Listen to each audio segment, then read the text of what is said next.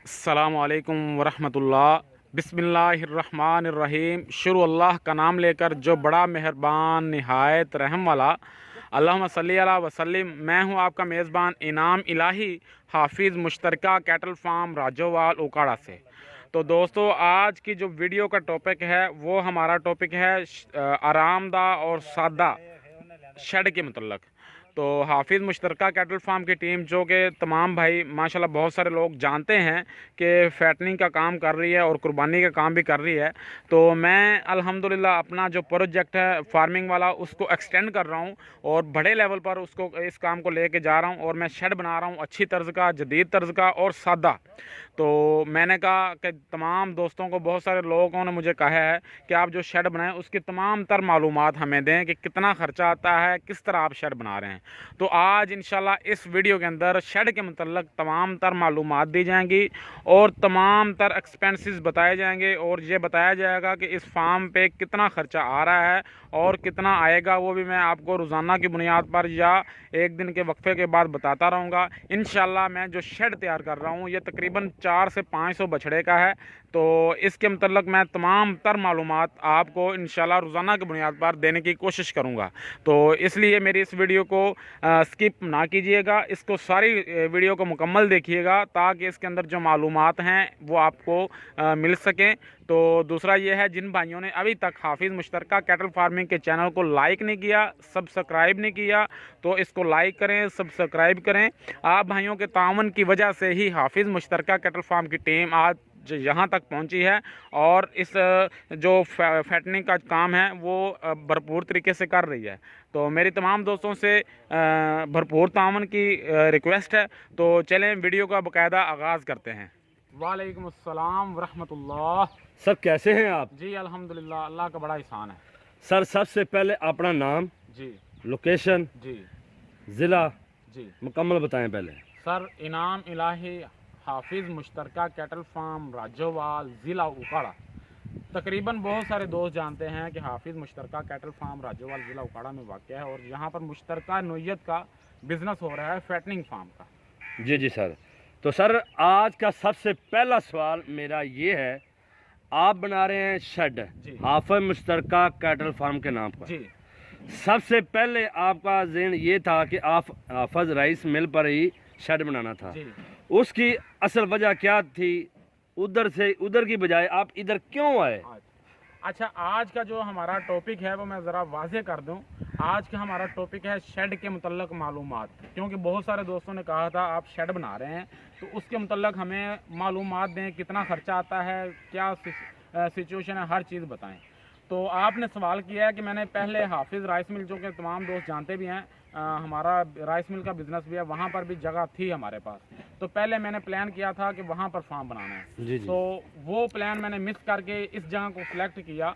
इस जगह को सिलेक्ट करने का सिर्फ एक ही मसला है, एक ही रीज़न है, और उसको रिजेक्ट करने की भी एक ही वजह है। वहाँ पर दरख्त नहीं थे, गर्मी की शिद्दत बहुत ज़्यादा होनी थी। तो यहाँ पर आप देख सकते हैं, कैमरे के अंदर नज़र आ रहा होगा, हर तरफ दरख्त ही दरख्त हैं, हरियाली है। तो जानवर यहाँ पर ज़्यादा कंफर्टेबल रहेंगे। अगर जानवर ज़्यादा सुकून में रहेंगे तो जानवर ग्रोथ ज़्यादा करेंगे। तो जानवरों को नेचुरली कुदरती माहौल देने के लिए मैंने इस जगह का इंतखाब किया है ताकि हम ज़्यादा से ज़्यादा मुनाफा ले सकें और अपने जानवरों की ग्रोथ अच्छी ले सकें। अगर जानवर ग्रोथ अच्छी करेंगे तो डेफिनेटली हमें प्रॉफिट ज़्यादा आएगा। तो जानवरों को सुकून देने के लिए, जानवरों को खुश रखने के लिए हमने इस जगह का इंतखाब किया है ताकि जानवर ठंडी जगह में रहें, साए में रहें और खुशगवार माहौल में रहें। जी सर, ये तो हो गया आपने। और मैं ये भी वाज़े कर दूं, फैटनिंग फार्म के अंदर सबसे मेन चीज़ माहौल होता है। अगर आपका माहौल अच्छा है ना तो जानवर ग्रोथ अच्छी करेगा। अगर आपका माहौल अच्छा नहीं है, जानवर गर्मी में है या सर्दी में है, आप जानवर स्ट्रेस में है, आप जो मर्जी खिला लें, जानवर ग्रोथ नहीं करेगा, जानवर आपको मतलूबा रिजल्ट नहीं देगा। मेरे ख्याल में फैटनिंग फार्म में कुर्बानी वाले बछड़ों में सबसे मेन चीज़ मैटर करती है माहौल। जानवर को साया मिलना चाहिए, ठंडी जगह मिलनी चाहिए, गर्मियों में सर्दियों में शेड मिलना चाहिए और गर्म जगह मिलनी चाहिए। तो इसलिए ये सारी चीज़ें मैंने मैनेज की हैं और इसलिए यहाँ पर मैं अपना नया फार्म ये बना रहा हूँ। तो सर आप कितने एकड़ पर ये नया फार्म शुरू कर रहे हैं? सर जो ये नया फार्म मैं बना रहा हूँ इनिशियल स्टेजेस में, यहाँ पे मेरे पास जगह और भी पड़ी है, लेकिन मैं ये 1 एकड़ और 1 कनाल यानी कि 11 कनाल में ये तामीर कर रहा हूँ। ये जो जगह है ये तकरीबन 400 से 500 बछड़ा इजीली कवर करेगी।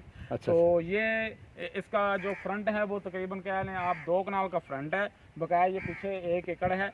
ये तकरीबन 11 कनाल है कुल जहाँ, 7 एकड़ कनाल नीचे है और 2 कनाल ये फ्रंट है इसका। ये 9 कनाल होगी? नहीं सॉरी, 9 कनाल नीचे और 2 कनाल ऊपर, ये 11 कनाल हैं। 11 कनाल पर मुश्तमिल आप ये बना हाँ। रहे हैं। अच्छा सर, साथ साथ ये आपने ईंटें और साथ कंक्रीट का सामान भी रखा हुआ है जी। तो सबसे पहले ये आप नक्शे के बारे में बता दें। पहला सवाल मेरा वो तो हो गया जी, नक्शा किस तरह बना रहे हैं? कमरे यानी कि जानवर की फीडिंग जहाँ होगी वो किस शुमाल की जानब होगी या जनूब की जानब, और मगरब की जानब आपका शेड होगा या नहीं होगा? किस तरफ ये रुख होना चाहिए कमरों का? अच्छा, एक तो मैं छोटी सी गलती कर गया जी जी। कि ये 1 एकड़ और 1 कनाल में फार्म है, तो ये 9 1 कनाल एकड़ में मेरे ख्याल में 8 कनाल होते हैं, 8 कनाल और 1 कनाल इजाफी, ये 9 कनाल में है, 11 कनाल में नहीं है। दूसरा ये मैं जो शेड बना रहा हूँ ना, पहले आम जो इसमें कहा जाता है कि शेड बनाना चाहिए जिसका रुख होना चाहिए शमाल, मशरक और मगरब की जानब। जी जी ऐसे। तो दरमियान में इनके खला होना चाहिए, साइडों से हवा आती जाती रहनी चाहिए। लेकिन जो शेड दरमियान में बनाया जाता है जिसका रुख होता है मगरब और मशरक की जानब और साइडों पे दीवारें नहीं होती, जब सर्दियाँ आती हैं ना तो सर्दियों की हवा दरमियान से जानवरों के दरमियान में से गुजरती है तो वो जानवरों का बेड़ा गर्क कर देती है। तो इसलिए फैटनिंग फार्म में मैं समझता हूँ जो शेड है वो दरमियान में नहीं बनना चाहिए, किसी ना किसी दीवार के साथ बनना चाहिए। तो इसके लिए मैंने जो शेड बनाना है, एक तो ये है कि मैं शेड के ऊपर कंक्रीट की छत इस्तेमाल करूँगा। जी जी जी जी, बोले बोले कोई हाँ, बात। वो आप दिखा सकते हैं भाइयों को, कंक्रीट की छत का सारा सामान आ चुका है, ये प्लेटें वगैरह पड़ी हुई हैं, ये सारा सामान। दूसरा जो रुख है वो मैं बता दूं, जो एक दीवार है उसका जो रुख है वो मशरक से मगरब जानब है, मैं आपको दिखा सकता हूँ इधर। मैं भाइयों से आपसे कहूँगा कि आप दिखाएं, ये जो दीवार जा रही है लंबी, ये मशरक से मगरब की जानब जा रही है दीवार, ये मगरब की जानब जा रही है, बिल्कुल जैसे ही मशरक से मगरब की जानब जा रही है। और इस दीवार के साथ 200 फीट लंबा, ये 200 फीट लंबी दीवार है, 200 फीट लंबा शेड बनेगा और चौड़ाई उसकी होगी 17 फुट। ये 17 फुट आगे को आएगा। आप जरा दीवार के पास आ जाएं तो ज्यादा बेहतर है। ये प्लेटें पहले ही मंगवा ली आपने? जी पहले मंगवा ली। अच्छा अच्छा।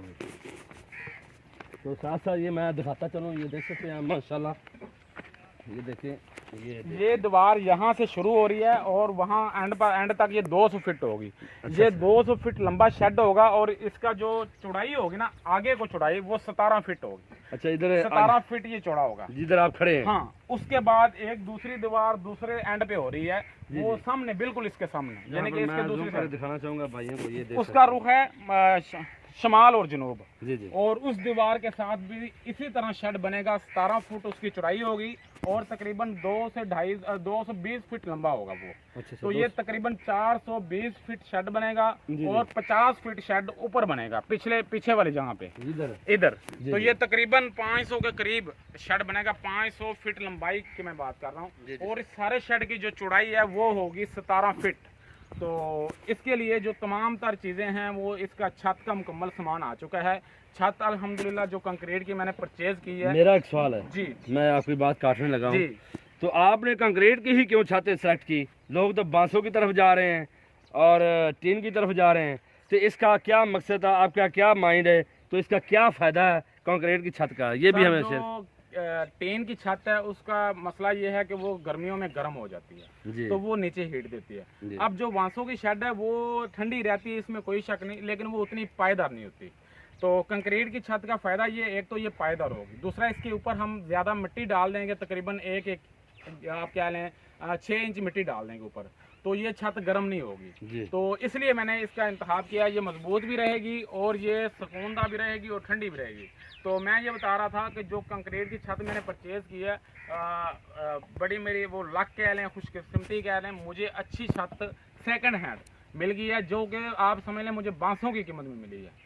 ये जो छत में, ये सवाल मैंने करना ही था तो आपने पहले बता दिया। छत मैंने परचेज की है, खरीदी है, जी जी, ये एक पोल्ट्री फार्म था उसने उतारी है, उससे मैंने परचेज किया है। ये मैंने सारी कैलकुलेशन की है, 500 की भी की थी, इसकी भी की थी।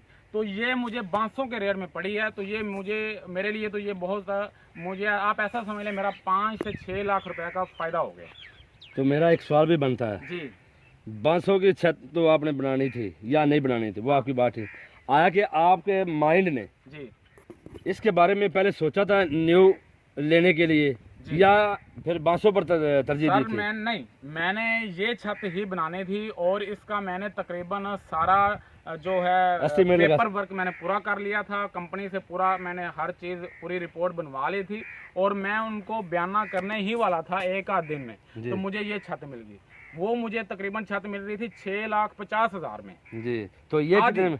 यानी कि फुल छत मुझे मिल रही थी वो 13 लाख रुपए में। तो ये मुझे 6,50,000 में मिली। ये मुझे हाफ कीमत में मिली है। जैसे कि ये गार्डर वगैरह भी नहीं, ये गार्डर ये तो दीवार वाले गार्डर हैं, ये अलग। इस छत के ऊपर जो गार्डर आएंगे वो सारे गार्डर आप आगे देख सकते हैं, वो दिखा सकते हैं लोगों को। जी जी, बोलते जाए साथ साथ। ये जो गार्डर हैं, ये सारे गार्डर, ये प्लेट्स, ये मैंने 12,000 स्क्वायर फीट छत परचेज की है।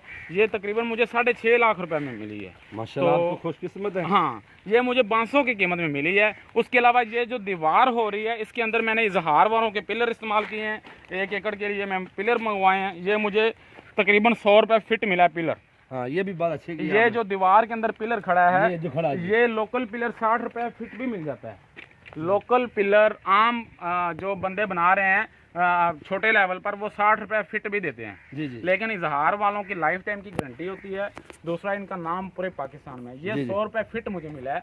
तो मैंने इजहार वालों के पिलर इस्तेमाल किए हैं। उसके अलावा जो ईंटें हैं वो मैंने नई यूज़ की हैं, क्योंकि कल को जो पुरानी ईंटें हैं वो इतनी फ़ायदेमंद नहीं रहती। पुरानी ईंटें मिल रही थी मुझे, लेकिन महंगी मिल रही थी। तो ये नई ईंटें मैंने ली हैं। ये मुझे ईंट मिली 8,000 की। 8,000 में इधर पहुंच मिली है। 200 रुपये कम 8,000 की मुझे इधर ये पहुंच मिली है। तो सर एक और सवाल मेरा बनता है, जो आपने ये मजदूर लगाए हुए हैं, ये आपका ठेका है या फिर वैसे आप मजदूरी के हिसाब से दे रहे हैं? क्या तरीका कार होना चाहिए ताकि दूसरे लोगों को फायदा हो जाए? मेरा मिस्त्रियों के साथ जो इसका ठेका हुआ है, ठेकेदार के साथ, ये 23 रुपये स्क्वायर फीट के हिसाब से उन्होंने दीवार के चार्जेस लेने हैं। जी जी। तो उस हिसाब से वो उन्होंने अपने बंदे लगाए हुए हैं। मैं सिर्फ निगरानी कर रहा हूँ। ये मेरा ठेके में काम चल रहा है। दूसरी ये बात है, मैंने ये 2 रुख जो चूज़ किए हैं ना, जो इस साइड में मैं दीवार बना रहा हूँ, एक तो आप दिखा सकते हैं, ये दीवार के साथ शेड बनेगा। दूसरा सामने दीवार के साथ शेड बनेगा। वो नजदीक जाए उधर ताकि लोग ये भी दूर से काम आए। 1 एकड़ के अंदर 4 साइडें होती हैं। जी जी। आप ऐसे कह लें, एक डब्बे में 4 साइडें होती हैं। जी जी। 2 साइडों पे शेड होगा जी, और बाकी जो 2 साइडें बच जाएंगी, जनूब और मगरब की जानब शेड होगा। हाँ, बाकी जो 2 साइडें बच जाएंगी, जी जी, वो आप देख सकते हैं। उधर दरख्त हैं। जी, ये दरख्त मशरक और शमाल में। हाँ, ये आप देख सकते हैं। 2 साइडों पे दरख्त हैं। मशरक और शमाल की तरफ दरख्त है। जनूब और मगरब की तरफ मैंने फार्म बनाया है। तो जानवरों को चारों तरफ ही साया मिलेगा। जो जानवर दरख्तों के नीचे बैठना चाहेंगे दरख्तों के नीचे बैठेंगे। जो जानवर शेड के नीचे बैठना चाहेंगे वो शेड के नीचे बैठेंगे। और जो शेड है, इसके नीचे दीवार के साथ साथ 500 फीट लंबी खुरली बनेगी। उसके अंदर पानी वाली होदियाँ भी होंगी और खाने की जगह भी होगी। उसके अलावा दरख्तों के नीचे एक 200 फीट लंबी खुरली बनेगी, ताकि जो जानवर दरख्तों के नीचे बैठना चाहते हैं वो वहाँ बैठें भी और वहाँ पर उनके चारे के इंतजाम भी हो और पानी वाली होदियाँ भी हों। नहीं, ये तो आप नक्शा सभी ये भी बता दिया है। तो इधर जो लेबर के लिए कोई मकान होंगे या आपका ऑफिस वगैरह भी होगा? सर इधर ये जो नीचे वाला हिस्सा है, ये तकरीबन 7 कनाल बनती हैं। ये जो जहाँ पे दरख्त लगे हुए हैं और जो दीवार हो रही है, जी जी, ये सारा हिस्सा जो है ये फार्म के बछड़ों के लिए मखसूस किया हुआ है। बाकी जो ऊपर 2 कनालें बच जाएंगी, वहाँ पर 1 कनाल है वो भी बछड़ों के लिए मखसूस है। बाकी 1 कनाल बच जाएगी। उधर लेबर के लिए कमरे बनाए जाएंगे और दफ्तर वगैरह बनाए जाएंगे। तो इंशाल्लाह बड़े अच्छे तरीके से मैनेज किया जाएगा और आप क्या है, जदीद तर्ज का और सादा बनाया जाएगा। जी सर, मेरे दिल में एक और सवाल है। जो आपने बनाया था आफा मुश्तरका कैटल फार्म पर अपना बिजनेस शुरू किया था बछड़ा फार्मिंग का, उसमें उसके बारे में कुछ वजाहत कर दें ताकि लोगों को भी पता चल जाए। सर तकरीबन 4-4.5 महीने पहले मैंने हाफिज मुश्तरका कैटल फार्मिंग के नाम से एक बिज़नेस शुरू किया था, जिसके अंदर मैंने लोगों की इन्वेस्टमेंट ली थी। और उसका मैंने कहा था जितना भी प्रॉफिट आएगा मुनाफे के 3 हिस्से किए जाएंगे। 1 हिस्सा मेरा और मेरी टीम का होगा, 2 हिस्से जिन भाइयों के जितने पैसे होंगे उस हिसाब से उन्हें तकसीम कर दिए जाएंगे।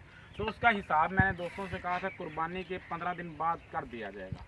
तो इंशाल्लाह 15 तारीख तक मैं सारी जो डिटेल्स हैं, जो प्रॉफिट हमें आया है, जो मुनाफा आया है मुश्तरका फार्मिंग में, वो मैं इंशाल्लाह आपके चैनल के ज़रिए और अपने चैनल के ज़रिए और दूसरे भाइयों के चैनल के ज़रिए मैं लोगों को बता दूंगा कि इतनी मेरे पास इन्वेस्टमेंट आई थी और इतना मैंने लोगों को प्रॉफिट दिया है 4 महीने में या 4.5 महीने में। वो सारी डिटेल इंशाल्लाह 15 तारीख को या 15 तारीख से पहले मैं दे दूंगा। और अगला टेन्योर हाफिज़ मुश्तरका कैटल फार्मिंग का शुरू हो चुका है। उसके लिए मैंने कल एक डील की है। मैं हाफिज़ मुश्तरका कैटल फार्म की जो टीम है वो फार्मर से तैयार बछड़े ख़रीदती है और उसको तैयार बछड़ों को ख़रीद कर डायरेक्ट स्लाटर करवाती है, तो वहाँ से अपना मार्जिन निकालती है। तो हाफिज़ मुश्तरका कैटल फार्म का पहला सेशन अल्हम्दुलिल्लाह बहुत कामयाब हुआ है और उसका मुनाफा भी बहुत अच्छा आया है, जो कि मैं आने वाले दिनों में 15 तारीख से पहले एक्सप्लेन कर दूँगा। और अगला जो सेशन है ये सेशन चलेगा पूरे साल के लिए, तो उसके लिए मैंने जो है वो काम शुरू कर दिया है और उसके लिए डील्स शुरू कर दिए हैं। तो वो जो भाई भी नए सेशन में इंटर होना चाहते हैं वो मेरे साथ रब्ता कर सकते हैं। ये फार्म 10-15 दिन में ये भी इंशाल्लाह कंप्लीट हो जाएगा। यहाँ पर कुछ 200-400 बछड़ा जितनी गुंजाइश होगी, बछड़े की 500 बछड़े तक की यहाँ पर गुंजाइश है। इंशाल्लाह यहाँ पर बछड़े डाले जाएंगे हाफिज़ मुश्तरका कैटल फार्म की टीम की जानब से। और इंशाल्लाह मेरी कोशिश होगी जो भाई इस प्रोजेक्ट में हिस्सा लेंगे उनको पिछले साल की तरह, जिस तरह पिछला जो 4 महीने का हमारा पीरियड चला है उस तरह अच्छा प्रॉफिट दिया जाए। और इंशाल्लाह जो 4 महीने का मैंने पीरियड चलाया जिसका भी हिसाब होना है, तकरीबन हिसाब 50-60% हो चुका है, थोड़ा बहुत रह गया। 15 तारीख से पहले मैं कर दूंगा, तो बहुत अच्छा मार्जिन दूंगा लोगों को, इन्वेस्टर्स को, क्योंकि अल्लाह का शुक्र है कोरोना वायरस के बावजूद हमारी टीम ने बहुत एफर्ट की और हमें अल्लाह पाक ने बहुत अच्छा रिजल्ट दिया है। तो वो मैं सारी डिटेल्स इंशाल्लाह दे दूंगा। जो भाई भी आगे अगले पीरियड में, अगले सेशन में हिस्सा लेना चाहते हैं वो मेरे साथ रब्ता करें। अगला सेशन शुरू हो चुका है उसका बिजनेस, उसके लिए इन्वेस्टमेंट मैंने लेना शुरू कर दी है। जो भी भाई इन्वेस्टमेंट करना चाहें वो मेरे साथ रब्ता कर सकते हैं और तमाम तर मालूमात ले सकते हैं। थैंक यू सर, बहुत मेहरबानी। तो जी दोस्तों, मैंने आज आपको शेड के मतलब मालूमात दी हैं जो मैं दे सकता था फिल वक्त हाज़िर मौके पे, और थोड़ी बहुत मैंने मालूमात हाफिज़ मुश्तरका कैटल फार्म के इन्वेस्टर के लिए जो मालूमात हैं वो भी दी हैं। तो जो भाई भी हाफिज़ मुश्तरका कैटल फार्म की टीम का हिस्सा बनना चाहता है वो हमारे साथ रब्ता करे। मेरा नंबर इंशाल्लाह स्क्रीन पर आ जाएगा। तो अभी के लिए इतना ही। तो अपने मेज़बान को दीजिए इजाज़त। अल्लाह हाफिज़।